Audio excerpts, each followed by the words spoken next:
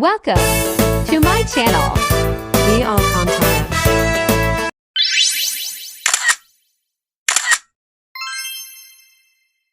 Yun guys, meron akong i-haul. And, ito po. Ito yung ginagamit ko siya guys kasi, ginagamit ko siya pang lasa or maganda sa katawan. Maganda kasi sa katawan itong honey.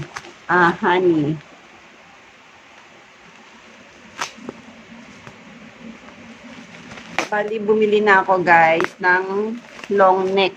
Kasi ang binibili ko yung maliit na lapad. Tapos pinakapos pati yung gumagamit din. Nilalagay sa oatmeal. Kasi ganun yung ginagawa namin. Ako din, nilalagay ko sa oatmeal kapag nagsasawa na ako sa gatas na Nepresol.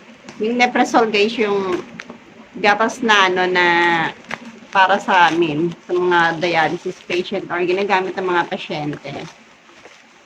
Bali, nauubusan ako kasi yun nga, iniinom, kinakain or nalagay sa inumin. Sa tsaa, linalagay ko din guys. Ganda na pagkakabalot nila. Sealed na sealed talaga yung Sealed na sealed talaga yung pagkakabalot. Super ingat na ingat talaga. Ito yung aking in-order.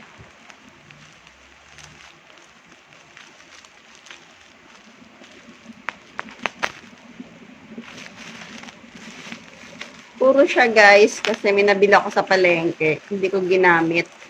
Super love note niya. Tsaka yung lasa niya parang asukal na pula na tinunaw. Kaya hindi ko siya Kala ko nga puro yun kasi nga nagmamadali akong gumamit dahil hindi ko na mahihintay itong order ko kaso ayun, napeki ako. Ito talagang makikita mo kasi super niya talaga. Yung mahihirapan kang isalin sa kutsara dahil sa sobrang niya. Tsaka hindi ko siya nakitang linanggam. Yung binili ko na nakaraan, guys. Linanggam. Ibig sabihin, asukal yun. So, ito siya guys,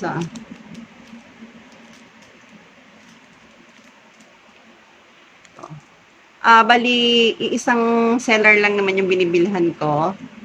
Tapos talagang pure naman talaga siya. 200 to guys. Nasa 250 plus siya or 60. Ganun. Free shipping na siya. Nakakuha ko ng free shipping kaya ang binayaran ko na lang talaga yung honeybee. Bali, siya. Pure wild honeybee. Kaya ganito yung kulay niya. Ayan. So, tsaka napansin ko na hindi na ako masyadong sinisipon kasi kami din sa sipon to guys, 'di ba? Sa mga bata nga iniinom to. Pampalakas ng immune system. Kasi kailangan ko din to dahil nga syempre dialysis patient na ako. Mahina na yung resistensya ko, yung mga kinakain ko hindi na ganoon ka healthy kasi bawal sa amin ng mga high protein, so high mga high phosphorus, ganon. Bali, limit na lang yung aming mga kinakain, puro mga low. So, yun guys, ito. And, my next unboxing. And guys, meron din akong biniling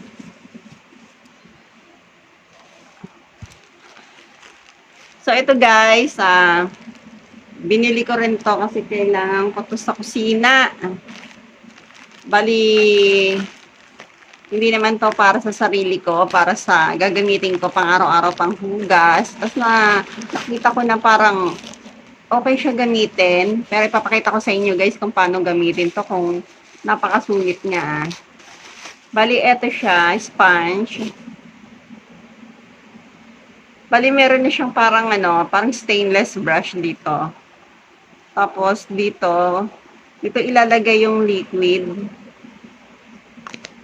Yan.